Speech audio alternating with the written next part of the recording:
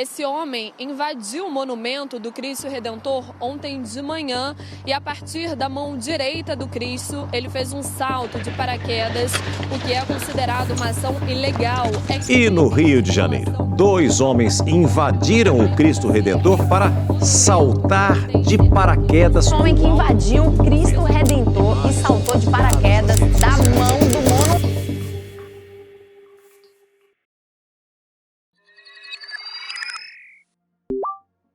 La pratique de l'exploration urbaine est hyper large et nous on s'est spécialisé vraiment dans l'exploration plutôt urbaine. Au fur et à mesure des années, on s'est lancé du coup dans des projets de plus en plus ambitieux. On s'est très vite décidé d'aller à Rio. C'est une des 7 nouvelles merveilles du monde. Nous on adore explorer les monuments historiques, les bunkers, les toits. Et on adore documenter tous ces mondes oubliés, interdits, que la plupart des gens n'ont pas la chance de voir.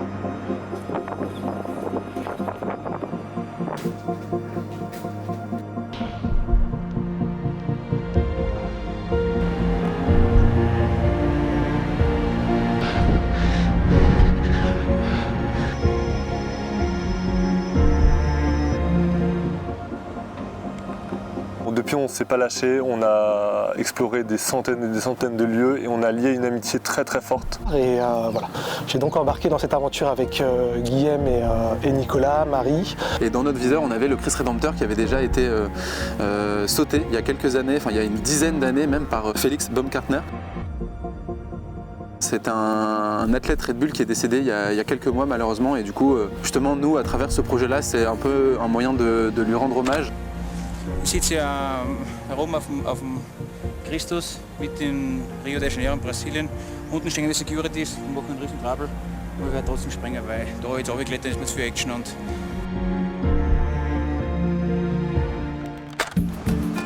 Tout commence ici, à Rio, cœur culturel et économique du Brésil. La ville est encadrée par des montagnes et la plus grande forêt urbaine du monde. La nature est partout, à chaque coin de rue. Elle est clairement marquée par une forte disparité entre les quartiers riches et les favelas. Ce contraste montre la dualité et la différence de cette mégapole de presque 7 millions d'habitants. Rio est connu pour ses ambiances festives et son carnaval iconique. Les habitants rythment leurs soirées au son du baile funk et de la bossa nova tout au long de la nuit. Malgré les fortes inégalités sociales et économiques, une même ferveur catholique unit la majorité des habitants de Rio sous le regard protecteur du Christ Rédempteur. C'est cette statue emblématique et joyeux national que l'on connaît tous. Et c'est cette merveille du monde qui nous amène aujourd'hui de l'autre côté de l'Atlantique.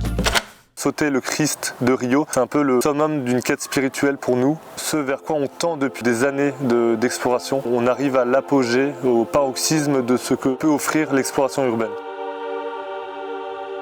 Le peuple brésilien, on sent que c'est un peuple très fervent, où le catholicisme est très très présent et très ancré dans les coutumes et même dans tous les foyers. Là, il y a des églises partout. Quand on s'est promené dans les favelas, on découvre qu'il y a aussi des petites chapelles qui sont un peu cachées. Elles sont au centre de la vie. Le Christ Rédempteur domine la ville de Rio depuis la montagne du Corcovado. Il culmine sur une falaise de 700 mètres entourée d'un parc national sous la surveillance de la police brésilienne. Une fois sur le site, il nous faut encore nous faufiler jusqu'au pied de la statue et franchir son socle de 8 mètres de haut. À l'intérieur, nous devons rejoindre une petite trappe dissimulée dans le bras droit du Christ, pour ensuite sauter au-dessus du centre-ville pour atterrir 3 km plus bas dans le cœur de Rio. Et donc on se demande, est-ce qu'on va pouvoir trouver une échelle qui va pouvoir nous ramener là-haut? On ne savait pas si on en trouverait sur place, donc on a préféré en acheter une à Paris, la mettre en soute et l'emmener jusqu'au Brésil. On est vraiment tout en bas dans la ville de Rio. Et l'idée du coup qu'on a, c'est de passer par un chemin de randonnée pour arriver jusqu'au sommet. Il est minuit environ, donc on fait ça très prudemment. On marche pendant 2-3 heures.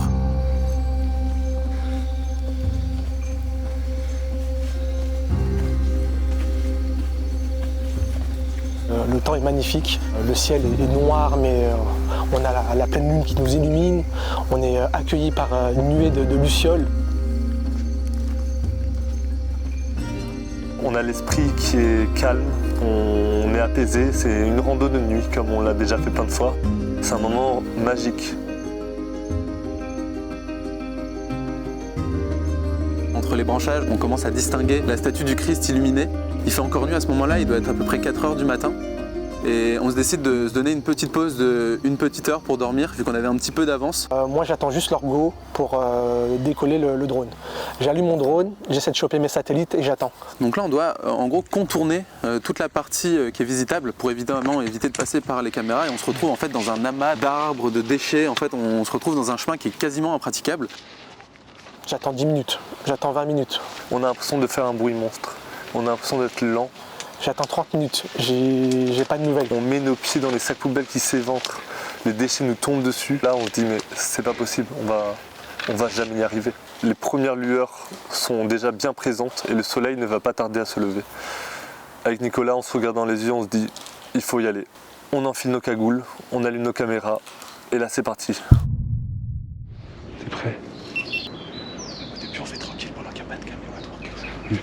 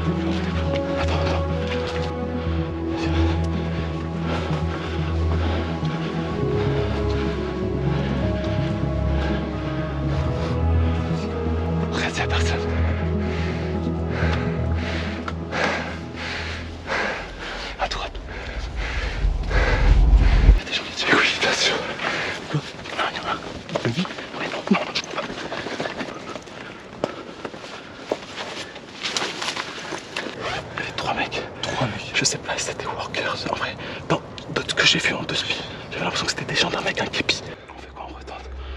On y va, je passe un coup de la tête, je vois où ils sont.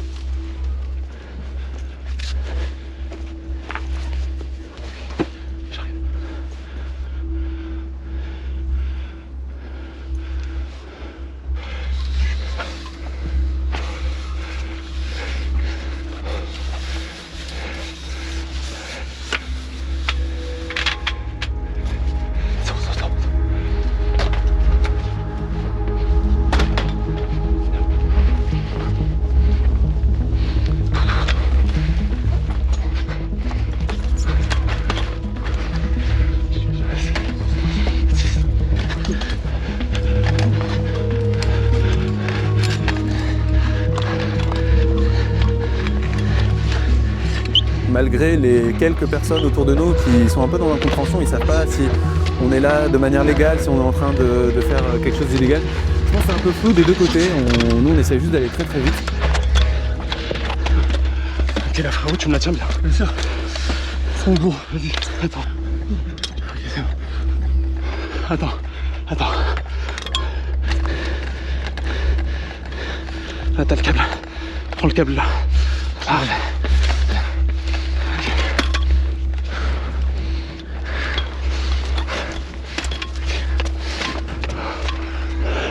C'est bon.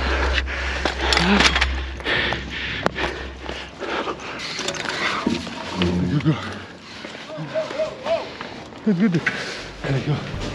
Faut allumer le mur.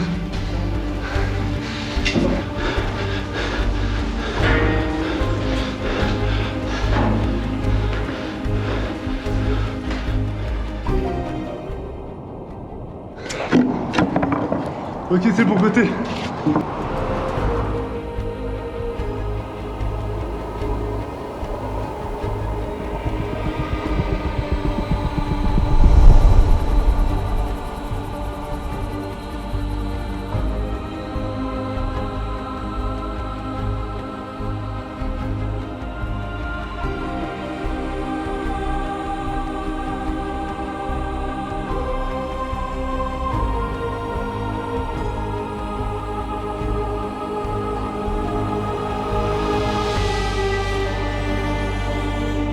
Et ça y est, on se retrouve enfin en haut du Christ Rédempteur, après des années à en rêver.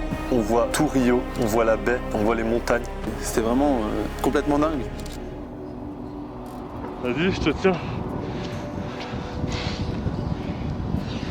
Vas-y, là. Toi aussi, mec. Jésus, protège-nous. On enfile nos parachutes. Nicolas fonce au bout du bras pour installer la static line. Et en fait, on se rend compte que le saut va pas être si facile que ça parce que le départ est vraiment minuscule. Et là, en fait, on se retrouve sur un espace qui doit faire une trentaine de centimètres à peine.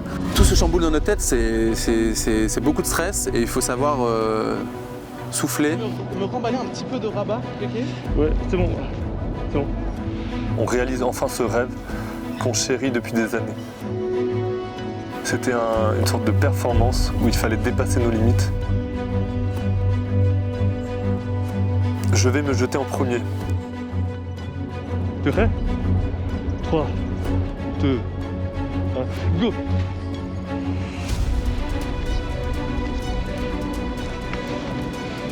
Yo! Wouhou! Ouah!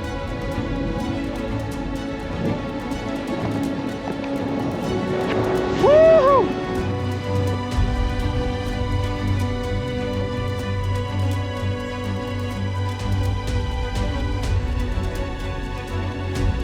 Allez Nico!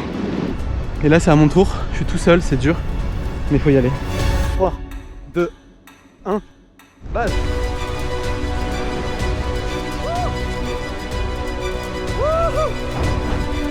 C'est bon, c'est fait. Le Christ Rédempteur!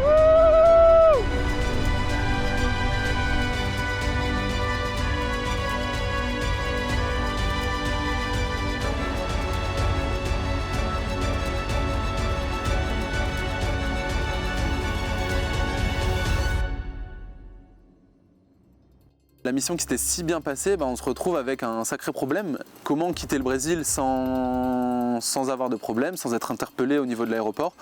Et là, on comprend que l'affaire prend des proportions assez importantes et que on est vraiment dans la merde.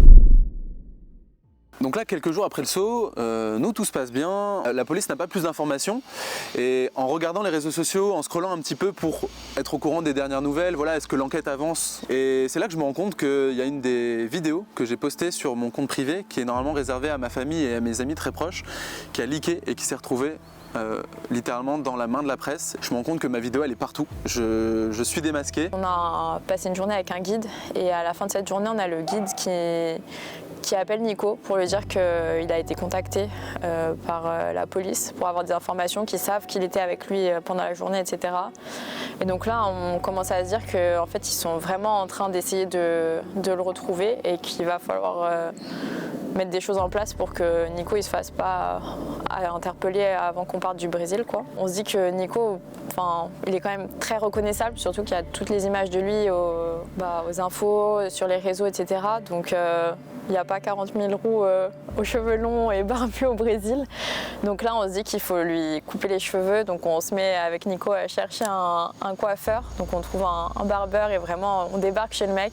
Nico lui dit qu'il veut tout raser. Donc je me retrouve à devoir réfléchir à une autre solution pour pouvoir éviter l'interpellation, éviter la police, la prison. En fait je ne sais pas exactement ce qui va se passer. Il faut qu'à tout prix j'évite de passer par un point frontière au risque d'être contrôlé, qui scanne mon passeport et à ce moment-là, sa bip rouge, en fait, il y a peut-être un mandat d'arrêt qui est à mon nom. C'est là que l'idée assez saugrenue de partir par la Guyane française vient dans mon esprit. Je me dis, mais en final, on a un petit bout de France qui est en Amérique du Sud et c'est littéralement juste au nord du Brésil. Et en fait, en regardant un petit peu sur la carte, je me rends compte qu'entre Rio et la Guyane française, il y a à peu près 4300 km, donc c'est l'équivalent de plus de 4 fois la France, donc c'est énorme. Donc là, avec mon pote Arthur qui m'a rejoint pour faire le trip du coup jusqu'en Guyane. On vient de se faire vacciner à Rio en dernière minute contre la fièvre jaune. Donc du coup là c'est bon, c'est fait. On va prendre un bus qui va nous emmener à Brasilia, la capitale, donc c'est à peu près au centre du Brésil. Et en gros on va prendre plein de bus pour arriver du coup jusque la Guyane française. On croise les doigts pour que tout se passe bien, pour que le passage de la frontière se fasse sans encombre. On devrait pouvoir passer avec une pirogue. Donc voilà, on croise les doigts, tout va bien se passer. Et a priori on en a pour un nombre incalculable d'heures de bus. Ça va être un Très beau voyage, très belle aventure, en espérant ne pas se faire choper par la police. Ok, bienvenue à Brasilia. Alors là, le bus est en panne. Ils sont en train de redémarrer le moteur manuellement. On se régale.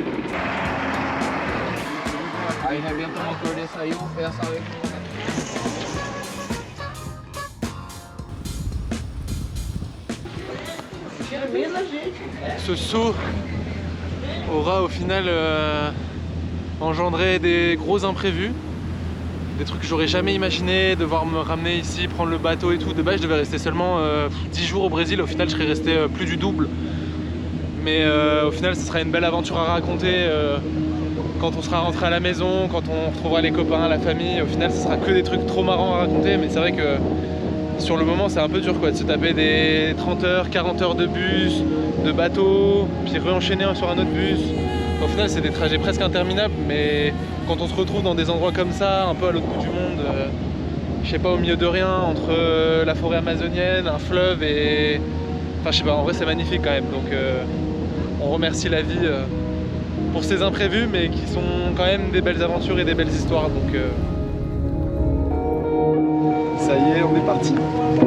Putain, je suis tellement content de retourner en France là, les amis, c'est une folie.